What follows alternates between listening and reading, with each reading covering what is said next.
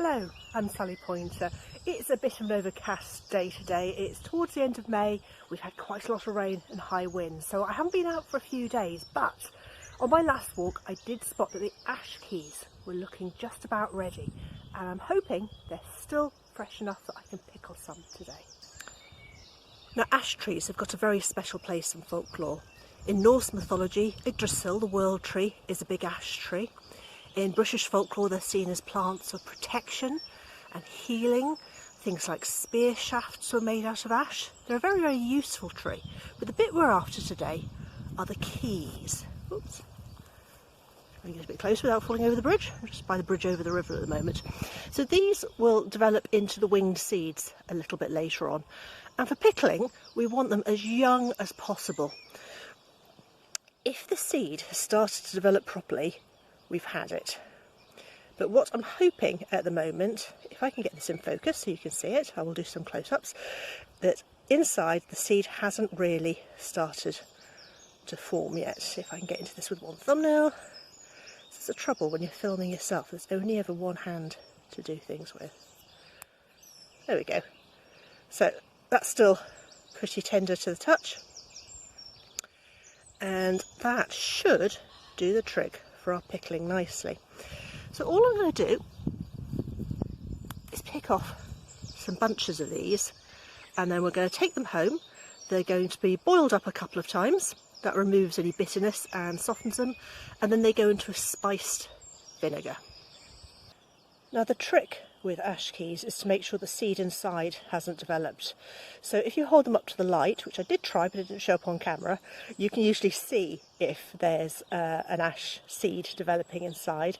The simplest way though is either just to bite one or break it in half and just check that there's nothing firm and solid inside. These ones are on the cusp. I reckon another 24 hours and they'd be too late for my purposes. We'll give them a go. The ash seems to be having a good year at the moment. There's absolutely masses of them on the tree. I only want enough for a couple of jars, so I'm not going to overpick, just a tiny bit. Lots and lots and lots still there to finish developing. Thank you very much, ash tree. I'm extremely grateful. We shall now take these home and get them all processed. Quick look at the river before I go. Always hope to see otters here. We have got them. I've never yet spotted one when I've been out for my morning walks. Maybe next time. Having got the ash keys home, the first thing we need to do is just pick off all of the little seeds. And that gives you a chance to check them over, make sure that there aren't any damaged ones, make sure you've evicted any small creatures that were living in them. And also, if you've got any that are developing too hard, that are starting to get a little hard seed in them, you can get rid of those at the same time. But they come off very easily. So just pick off all of the seeds. Then you just give them a really good rinse. Again, don't want any dust and bits on them. And then our next job is to boil them. So I'm just going to put them in a pan, add some water, bring it to the boil for 5 but no more than 10 minutes. Change the water. You need to do it twice. That's partly to soften and cook the seeds, but it's partly to leach out any tannins. Most tree products have quite a lot of tannins in, which can make it bitter. Okay, so my ash keys have been rinsed. I'm about to start boiling those. But before I do, I want to start setting up the vinegar for this. So this is a fairly classic pickling vinegar mix. I have got nutmeg, maybe half teaspoon, ginger, 3/4 teaspoon, cinnamon, about a teaspoon, cloves, about a teaspoon. There's salt and pepper, about a teaspoon of each, and allspice, probably about a teaspoon again. The exact quantities are not exact. 3 or 4 bay leaves. I'm going to give that a little squash with a pestle and mortar just to break up the bits that need breaking.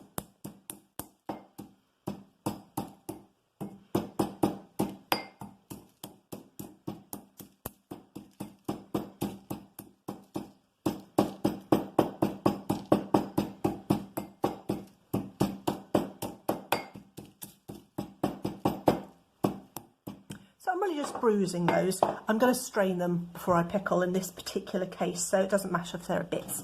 They go into a pan with maybe 3-ish tablespoons of brown sugar. I don't go in for exact quantities. And then I'm going to add to that around about 2 cups of cider vinegar. Any vinegar will do, almost certainly. This just happens to be what I've got to hand. That's 1 and a bit. Of course, the quantity you're using will depend on how much you need, but I'm only going to make 2 or 3 jars of this. That's probably sufficient. That's going to go on the stove. It's going to warm up for, well, probably 5 or 10 minutes while I sort out the ash keys. So those have water in them, they go on the stove, quick boil for 5 minutes, drain them, fresh water, another boil for 5 minutes. At the same time, I've also got some jam jars that have been washed in the oven on a low heat. The warm jars is to stop them cracking, also means they're nice and sterile when we start. Easy peasy.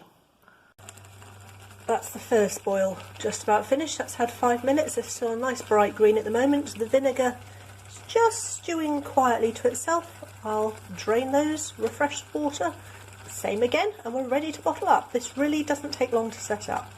The ash keys have had their second boil. Now the water came out amazingly green when I poured these off, and if I break into one, you can see there's still quite a lot of resistance to them. If I bite one, they're still quite crunchy. They've got a little bit of a tanniny bite to them, which is going to be built on by the vinegar.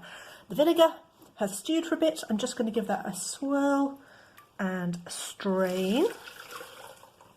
I'm not worried about little bits, but in this case I don't want all the really big crunchy bits in that. And now I'm going to get the jars out of the oven. I don't know whether I'm going to need all 3 of these jars or not. They are hot, so I do have a cloth. What I'm going to do is, now these have drained a little bit, I'm going to pack the ash keys into the jars and then top them up with vinegar. Now, it's an odd pickle, this. No one's ever going to claim this has got prizes for being ultra tasty or anything. But I think it actually fills a very, very specific niche. Now these days, of course, we can pickle all sorts of things at all sorts of times of year. But if you go back a century or more, and we're not really sure how far back these ones date, there is a point about now where you've more or less eaten most of your autumn pickles. The ash keys that we're doing now are going to be done probably around about harvest time, so about 3 months in the jar. Let's just turn that sideways. You can see I fill those up fairly well, but I'm leaving a bit of space at the top. So these pickles are going to be ready around about late July, late August, when you'd be out in the fields harvesting. And at that point, you're really, really glad of something vinegary and sharp and salty and sweet all at the same time. It's really reviving, particularly if you're on something like bread and cheese and a bit of cider for your lunch because you're working hard. So I think those fill a particular niche where the other pickles are pretty much finished. You need something to go with food, and the pickles that you're going to be making around about the same time aren't going to be nearly ready yet. So anyway, that's my theory. Can't prove it, but that seems to me to be what's going on. Right, 2 jarfuls. Move that one out of the way. I've got 2 jarfuls there. Be careful touching them. They are hot at the moment. It's very, very easy to burn yourself making pickles. Hot vinegar. We'll top those up.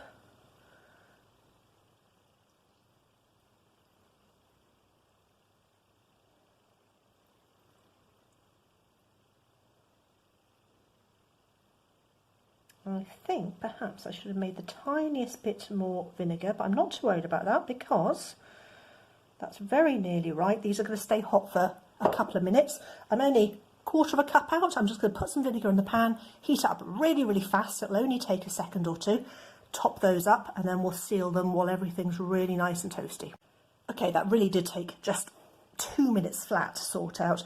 Glug of vinegar in the pan, boiled up.